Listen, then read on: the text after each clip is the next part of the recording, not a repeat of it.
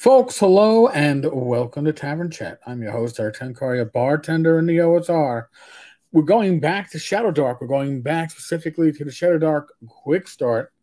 The GM's rules, we're going to wrap them up today, I think, because I'm not going to delve much into the creatures and I'm not going to delve into the adventure, which is sizable, because I want that to be a surprise.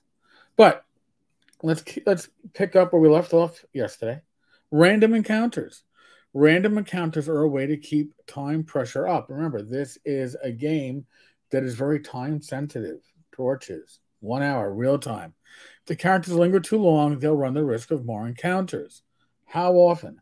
Now, somebody tried to explain to me the difference between crawling rounds and combat rounds. I think crawling rounds are what we call turns.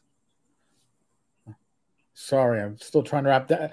There are little quirks that I need to wrap my head around to get this accurate. But if it's an unsafe area, it's basically every 3 of those rounds you're checking. Risky is every 2 rounds. Deadly is every round.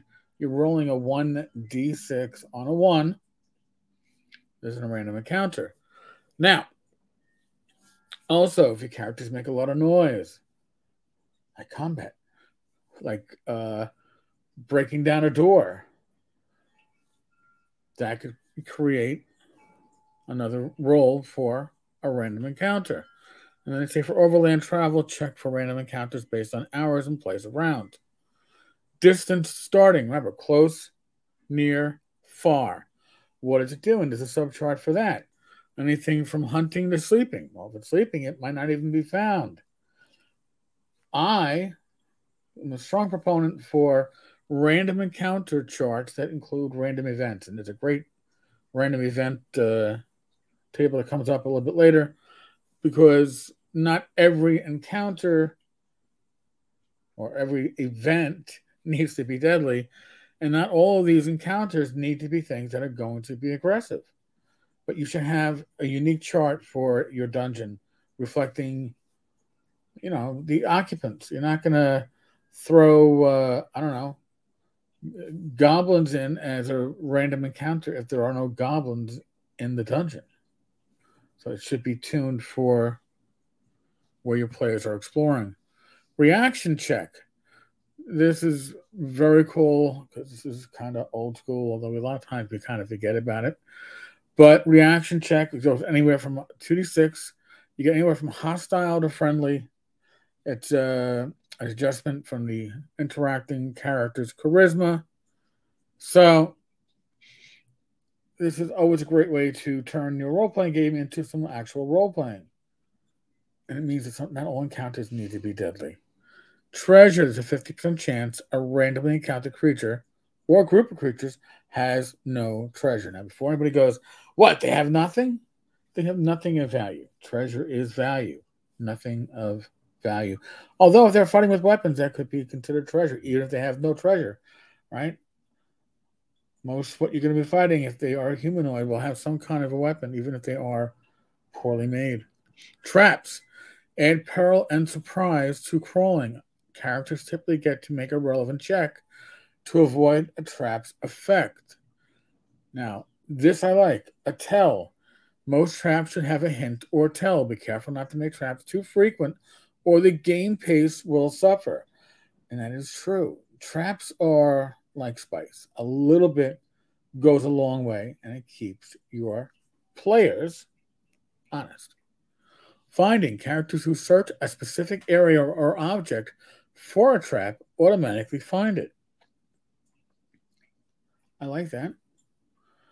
It means that if you tell me, listen, I want to check that lock for a trap. Well, you peer in. You think you see a needle poised to strike. Most traps, if they're going to do damage, they have to be sizable enough, right? That needle trap has to have a nice size hole for it to be coming out of. If you're actively looking for it, you should find it. Disabling. Thieves and characters who are trained in tinkering can describe how they disable or circumvent the trap. If the character has enough time and uses a reasonable method, the character succeeds. At infinite time, you have infinite success. However, if there's time pressure or the trap requires a great deal of skill, to deactivate, the GM might call for a check. If you have all the time in the world for a tripwire, yeah, you take 5 minutes and you do it safely. If you got to design that tripwire because you are being pursued, well, you know what? You got to take your lumps potentially. So, traps on a D12 random chart, random table. It's the type of trap, the trigger, and the damage or effect. It gives you a lot of options. You can choose this like one of those classic Chinese food menus. Choose one from column A, one from column B, one from column C, or you can roll on it if you lack the inspiration. And if it doesn't make sense to you, you don't have to go with it. Just remember that too. I do like the idea that these traps here, nothing here is save or die. Personally, I don't like save or die, so that's fine for me. Hazards add passive danger to the adventuring environment. There is often no way to defeat or permanently disable them. Unlike traps, most hazards are obvious from the start. They can often have movement restrictions, some cause damage, some weaken or hamper the characters. So, of course, if you combine them. So it could be a movement issue. It could be a damage issue. So it could be a tar field. Well, that's going to slow you down, right? They have to get around that. Grease floor. Well, that could be tons of fun for the GM, not for the players. Acid pools. But acid pools in a way are a movement issue too, because you have to get around it. You have to, you just like icy water. It does damage, and maybe there's no other way around it. But maybe there's ways to circumvent it. Maybe you as GM didn't see it. They figure it out. Weaken, blinding smoke, confusing reflections, memory stealing. There's a lot of stuff that you can use here. Something happens. I would make on your random encounter chart, I don't know, maybe if you rolled a 12 on 2d6, you roll on to something happened, and then you roll on this chart. Because this is stuff that you sense you are being magically scryed upon. Well, then that's an adventure hook coming up. Because once that happens, your players are going to want to know who, what, where, when, and why. Now, the runaway, you got to have the results that work. A runaway wagon crashes towards you won't happen in the dungeon. It could happen in town. Could potentially happen outdoors. Rumors, a rumor table. Love rumors. Take this and either run with it because these are all adventure seeds. An earthquake uncovered a ruin inside a deep rift. Wow, that's an adventure seed. A glowing meteor crashed deep inside the marshlands. That's an adventure seed. Goblin spelunkers found an underground cathedral. These are all adventure seeds. Even if you have no idea what to run for the night and you're good at improv, roll on this chart once or twice. You're going to find something that might inspire you. Maybe within the hour, you'll have something at least enough to start with. Ruins encounters. Encounters when the players were exploring ruins. And that would be important if you're going to run this as a hex crawl or a sandbox. Now we have the monster chart. Now, the monster's quick stuff. I noticed this as something that I actually really am happy to see. The ACs, I even looked in the beta rules, don't go crazy. Okay, which is good because your combat bonuses don't go crazy either.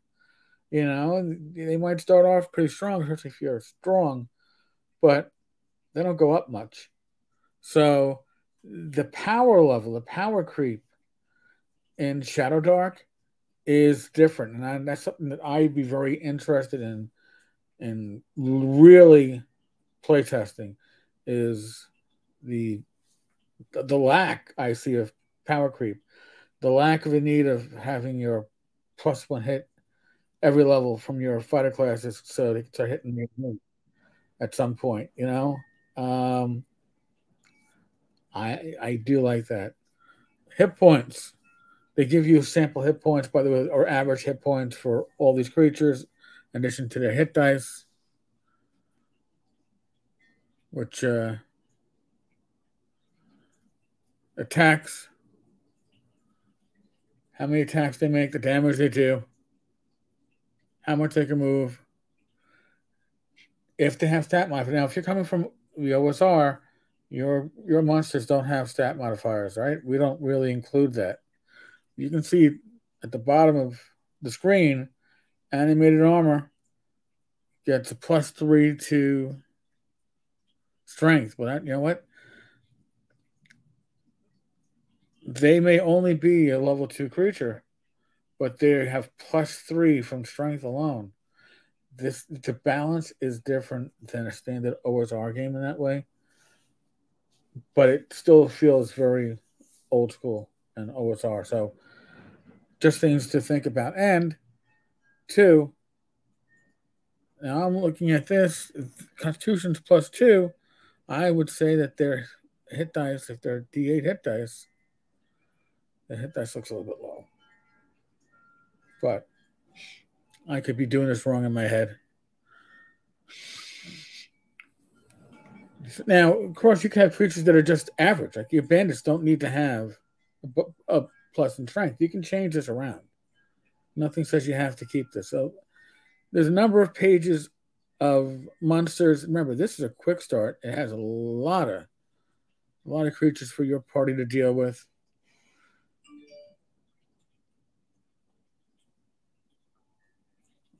I should have counted them, but now treasure.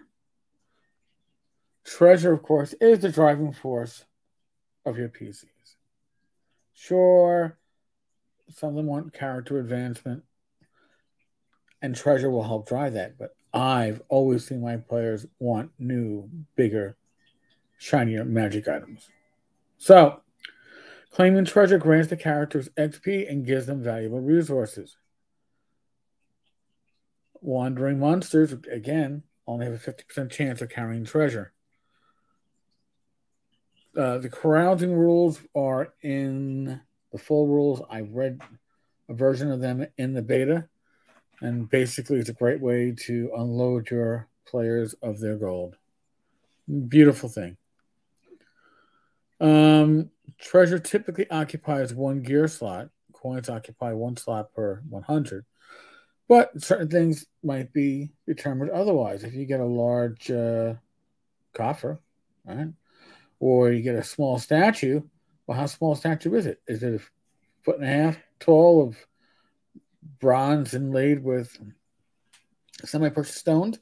Well, that might be 2 slots. The slot system makes it, again, a whole different way to look at this stuff. Magic item value. Magic items are really for sale for characters to buy and cost 2d6 times their listed values. Yeah. You're probably not going to be selling too much in the way of magic items. So get a treasure table here for levels 0 through 3. And listen, I think as a player in this game, I would want a bag of holding over a +1 weapon. Now, they say that weapons have qualities. Pretty cool. They got bonuses, obviously. A benefit. That's something that goes beyond just a numerical bonus. What's the benefit? Bag of holding has 10 slots of holding for you. 10 slots of material items that you can carry. Curse. Some items have a curse. They can have a benefit and a curse. That's always the ones that I like to include because it makes people really have to think hard about whether or not they want to keep an item. Does the benefit outweigh the curse? Some items, not just weapons, have a personality that includes virtues, flaws, a trait, and alignment. Magic items with personalities can communicate telepathically with their wielders. And they even include, in the Quick Start, a magic item idea generator. So you can roll a d20 and you can get Kroll's Skull of the Lich Queen. This is you can use that to the similar stuff in Tome of Adventure Design, which, by the way, I got my revised copy delivered today. I still have to dig through it, but I did unwrap it and unbox it. No, not online, regretfully, but and it has a lot of charts like this. So if you like charts, Tome of Adventure Design is probably something you should be looking for. Consumables. Creature must drink an entire potion or use an entire consumable item to gain its effects. So none of this, I take a sip. Do I turn invisible for a minute? The user decides the order in which the effects take place on a consumable item. And then they go over some examples like the Bag of Holding, Boots of the Cat, Jewelry of Barbout. You roll a critical success on an 18 to a 20, but a critical failure on a 1 through 3. That's too much of a balance there to me, personally. Potions of Healing, Invisibility, Sword of the Ancients, +2 Longsword. Benefit, unbreakable and can carve through any material. And it doesn't have, and you can also summon it from anywhere. No curse. That's a nice weapon. And then they go on to the adventure here. It's the first through third level adventure for the ShadowDark RPG. And looks to be a decent adventure. I've only skimmed it so far because I wasn't running it yet. But I would like to get a chance to run this.